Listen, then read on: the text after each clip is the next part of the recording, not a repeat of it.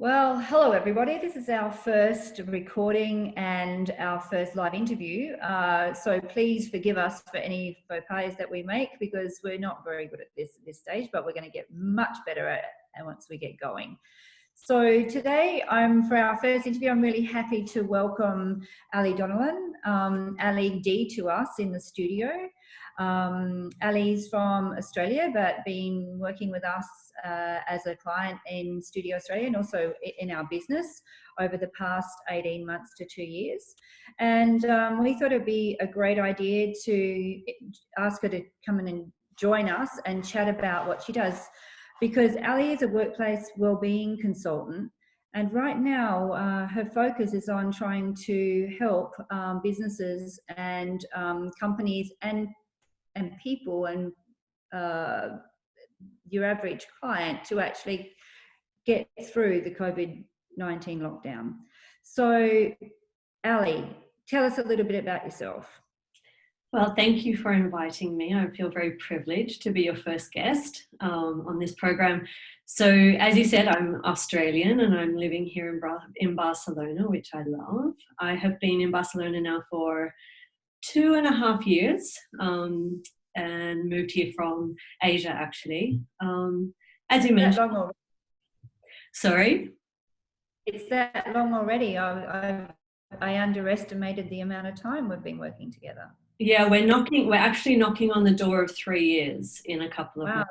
So I thought of that today. So as you said, I'm a workplace wellbeing consultant, which I work primarily with my clients online, giving me a little bit of, a lot of personal experience that I'm able to share with people at this time in terms of transitioning to a work from home model that so many people are. My clients are across all time zones, and which is an interesting balancing act that I play with every day. And I work with them, as I said, primarily online, but then occasionally also face-to-face here and in Australia when I go back each year. Perfect. And how did you get into being a workplace wellbeing consultancy? Well, it was an interesting transition. I have a background in community development, social work, and in industries such as humanitarian development fields where burnout is a significant and ubiquitous issue. It was something that was heightened for me, and I started working with clients one-on-one in supporting them through processes and strategies to prevent burnout. And then a client of mine approached me around working with her business more strategically around well-being and workplace well-being for her business, and there birthed this idea and this entire business model that I've been working on now for 2 years. Perfect. So that kind of leads me into my next question is, so, what are the businesses that you're working with? Who are the clients that you're working with? Obviously not their names and who they are in that way, but, tell us a little bit about the different ways that you work with the different diversities of businesses. Sure. So as I was mentioning about the sort of burnout prone sectors that I came from, I was definitely drawn to working with what I call purpose and passion driven industries. Those are the arts and the creative sectors, the foreign media sectors, the development sector and diplomatic, those areas where there's a lot of over delivery, a lot of performance, go, and they burn the candle at both ends. So what I actually want, my clients, they come from each of those different areas, and they bring me in to shine what I call a well-being torch on their organization, on their business. So we take that well-being torch and we shine it across all areas of their work. And through that, what we call is an assessment or an audit process, we're able to look at key well-being markers for the business and then make some recommendations for them to implement that can build the resilience within the individuals in the business, can also build some resilience within the business itself. And that is what we call sort of the workplace wellbeing approach. So it's not necessarily, just big corporates or big business. You know, small business like ours at the moment who are really, you know, under the pump to survive this COVID-19 lockdown that we're in. We could all benefit from the type of tools that you have to offer to actually help us to rebalance in this new work-life situation that we've all found ourselves in. Yeah, this new world order that we find ourselves in. Definitely, you're right. It's primarily actually small to medium businesses are the ones that I've been working with, and then teams within larger organizations. So what I find is the small to medium businesses, they are able to really bring somebody like myself in and adopt a lot of the strategies that we come up with together. It's not like I come in and we just say, this is what we need to do. I work very much in partnership with the small businesses because they're all very unique and their needs are incredibly unique to the context and to their sector. There are some universal elements for sure, but the small to medium businesses are really satisfying to work with in that they can make change very quickly, whether that be the changes that we see culturally that take place within a small business after we implement some changes. It can also be spatial change. So some of my clients, we've totally changed the design of the office, and the flow on effect of that has been phenomenal, both on culture, on We know exactly what that feels like. Sorry? I said, we know exactly what that feels like at the moment because we've gone from our studio and having an office and having a complete wellness centre to setting everything up at home, so it must be really challenging. We know how challenging it's been for ourselves, but how have you found with your clients? What are some of the back of issues you're having right now?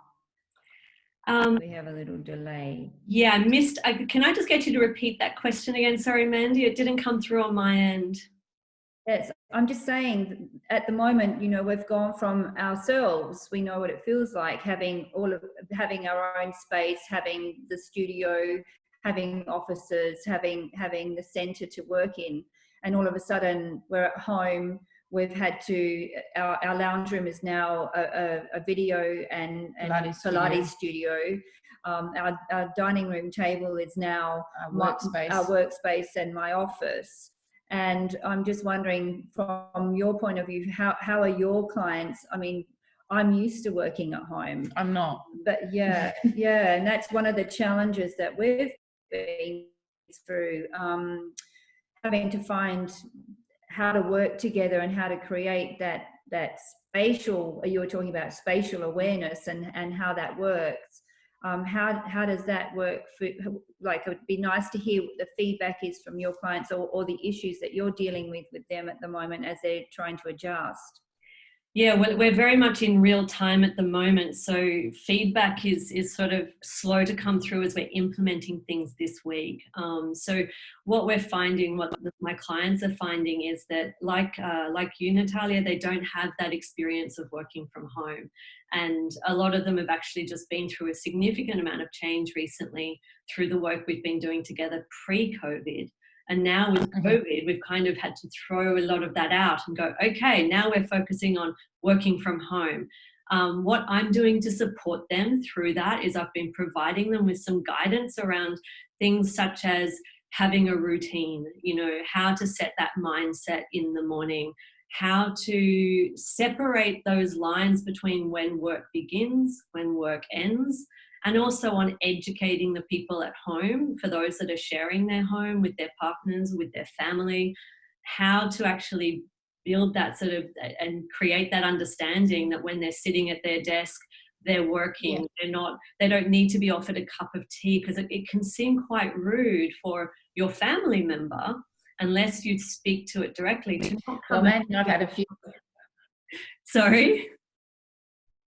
Mandy and I've had a few little moments, especially in the first week, where because she was there, I just kept talking to her because I wasn't used to being in the house, and I just kept thinking that we were home, and she kept telling me that she was working, but because I was in so much shock with everything that was going on, and I wasn't used to being in the house. I really wasn't listening to her saying, sweetheart, I'm working, sweetheart, I'm working, sweetheart, I'm working, until eventually she was just like, sweetheart, I'm working. And then I was like, oh, okay. They're important conversations. When you're at the dining table, that means you're working. And yes. It's just like, now I've adjusted. But the first week for me, I was just like, oh, there's Mandy, let me talk to her again. Oh, there's Mandy, let me talk to her again.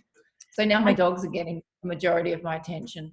Yeah, they're really important conversations to have. And for those of us like Mandy and I that are used to working from home, we've already had those conversations and set that up. But for my clients, it's not just about that home space though. It's also like supporting them in how to set that up is one part, but then also how for them as a team, and particularly for small businesses where that sense of team is so important, that collective kind of the catching up and the daily hangouts that they have on what did you do on the weekend, and all of that can potentially get lost when all you're doing is having online meetings for the allocated meeting. You know, you've got your work in progress meeting, so you meet on Zoom or on FaceTime. But it's really important, and what I'm finding my clients are doing is they've found their own technological solution, whether it be Google Hangouts or Slack, or whichever option they've chosen, that allows them to have some hangout time. So they kind of have a second screen, some of my clients, and they've got their hangout screen there. So when they're working, just like in the office, their head is down, they're working. But if they have a thought, depending on the client and depending on the culture that they have in the workplace, if their culture is one where they just throw ideas around, then a lot of those people are keeping Google Hangouts on all day so that they can continue to throw ideas around when they're at home. Yeah. And Ali, are you working with, I mean, where are your clients in the world? My clients are in Australia, they're in London, they're in Geneva, they're also in the States, and I have one client in Iraq, but that's closed down. So you're kind of dealing with people at all different stages of this at the moment. Yeah, that's the interesting part for us, being sort of, I guess, ahead in the cycle, the COVID cycle, if we call it that. Definitely, as everybody here in Spain is feeling, we sort of have some information and experience that we're trying to pass along, and that gives in my role some benefit into insight, because I'm trying to build up the preparation for a complete lockdown like the one that we are currently experiencing, that is not currently in play in some of my clients' locations. Yeah, well, we know that there's been a real cycle for us, and you know, that first few days there's almost a sigh of relief for most people because they don't have to go to work, and they're actually, it's like a long weekend. Yeah, they're kind of readjusting, and then sort of by 5 days in, the reality starts to hit home, and especially if people have to still keep working. And then after that first week, for us, within 10 days we also had it extended for another 14 days, so we knew that we were in for a month to start with. I think that there is definitely cycles around how you cope with that, and the emotional and psychological feelings that come along with that. And that's something that you were saying to me yesterday, that you were saying that some of your clients, you've had to give them permission to actually go through that stress, and to even also admit the information overload that's going on at the moment as well, because it's so intense. And we've gone from, certainly in our business, we're touchy-feely and we're face-to-face, and that's what we offer, to all of a sudden manifesting that as an online service that actually still has the integrity of the touchy-feely. And that's a real challenge, and I think that must be something that's interesting about how you deal with that. And so kind of what tools are you offering to people, like straight up, about how they can actually deal with that stress and deal with this situation? Because I think a lot of us are in fear, and it's one of the things that Natalia's been speaking about on our videos for our clients, to actually help them to ground themselves, is that there's a fear going on, and we store fear in our bodies, and so finding those right tools to release that and it is important. So I'm interested to hear what you're suggesting to your clients to do that.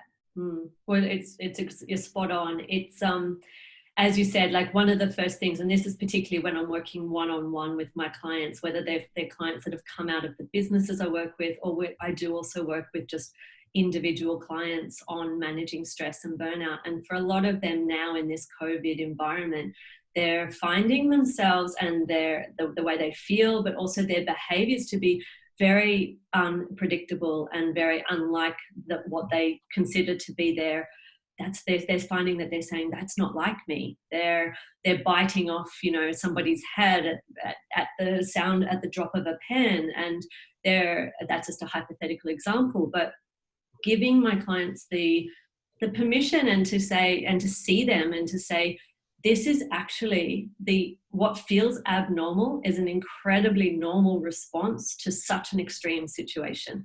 And to share that all of us are oscillating between a whole range of feelings. Sometimes we oscillate between the whole range in 1 hour. I know that I have, and I rarely in my work, again, pre-COVID, would share what my own personal experience is of an emotion. But at an extreme time like this, it helps people to be able to hear and to understand that we're all going through these waves. And so you mentioned the fear and the stress, and we do, our sympathetic nervous system for all of us is just rocketed up and a little bit heightened up all day, every day, because of the current environment we're in. So that's activating our fear, flight, and freeze response. And sometimes we're wanting to flee, and sometimes we're just in fight mode. And then many of us are just, as Nat has said before, curling up in a ball in a freeze response. And we can run between the three of those in an hour. Some of the things that I've been beyond acknowledging and sort of trying to not give my permission, to support them in giving themselves permission to feel however they're feeling. Beyond that is around the grounding, the orienting, and the resourcing. So basically, I've developed a resource for my clients, and it's a 5-page resource that lists movement practices that are available online, which is really around trying to support them in coming into their body. Because at a time like this where we're losing, where we have lost that sense of control, it's really important to focus on the things that we can control. So I often work with my clients on a bit of a what can we control, what can't we control kind of map, because that's really important. It's important at any time, but it's much more important right now. Then what we do, I totally get that. Yeah, it gives that sense of like being able to do something here and now today. And as you say, the body is fundamental in this process. And so this resource that I've provided to them is really giving them access to and links to a range of movement practices, from Pilates, Qigong, grounding and somatic exercises that for some people, even stopping for long enough to do a full practice can be too much on some days. And so just being able to guide them to just sit, not still in meditation, to just sit with their body is part of some of the practices that I take them through. Then stillness, and by stillness, I use the word stillness. I like it beyond mindfulness and meditation, because at times of heightened stress, meditation and mindfulness is not for everybody, and stressful times can be a difficult time and not necessarily the best time to try and start a meditation practice. So I like to sort of talk about stillness, because stillness could be still moving your body gently, but bringing your perspective in. So it might just be into your body. We don't need to go into anything deeper, but just where's my leg, and focusing on the leg, focusing on the hands. And so just bringing that stillness down. I also do provide meditation links for those who already have a practice. Yeah, we're finding that the Qigong is being really welcomed at the moment as well, because it's helping people to be able to just come into their bodies and move, but without any forcefulness. That you mustn't force. And I think that's really important right now. And everyone's also thriving on online Pilates classes, because they're missing us and we're missing them. And just even being able to see Natalia and listen to her just rant on her normal way as she does in the studio. Yeah. It's sort of like the people are just saying, thank goodness I can hear your voice, because I miss you and I miss having that connection with you. So, you know, Nat's gone out of her way to actually make the videos really focusing on how she would normally, you know, chat in the studio and the normal things that she would actually on a day-to-day basis. The only thing I'm not doing is asking you what you're having for dinner, which I always do. You could set up a little like chat so that people could reply what they're having for dinner. But you're right, Mandy, because reaching out and that connection point is also a fundamental part. I mean, a lot of the clients that I'm still working with one-on-one online is that what they're finding is that they're getting information overload. They're also, some of them are actually a bit overloaded on the connection that they're having with family and friends, because this is a time where for a lot of people, they're so concerned about their loved ones that they're reaching out all the time. So some of them are going, wow, I actually need to talk to somebody about how I'm feeling.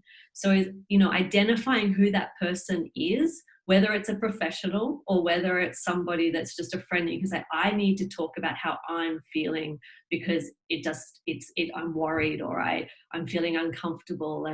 And that has been a really big part of what my clients have needed to be doing right now. So such things as logging into your classes, Natalia, as a client as well, fundamental to getting through. Well, Ali, it's been amazing to speak to you, and obviously right now the world needs you. So we're really happy to share what you're doing, and if anyone wants to get in touch with you, we'll put your contact details up on the website or on our Facebook afterwards, so they can get in touch with you and have a chat. And this video is actually a live video that will be posted on our Pilates Wellness and Lifestyle program that we've developed to help support people over the next 4 to 8 weeks as we go through the lockdowns around the world. So if you'd like to join that, we'll also put up a link to that program, and you can have a look and see what we're doing, so we can actually all be together as a community and support each other. I have to say, Ali, though, you were one of the first people I looked to when the whole thing started, and we were in constant communication for those first 5 or 6 days. Ditto. I mean, I apply all of the things that I share. I support my clients in. I do it myself. We all need to. So, and thank you for having me, and thank you for what you're offering to all of us. It's fantastic. Welcome. Lots of love to you, girl. Yeah, you too. Thank you. So Ciao. We'll have that virtual drink. We will. We'll have the virtual drink. Ciao. Ciao, Bella. Bye.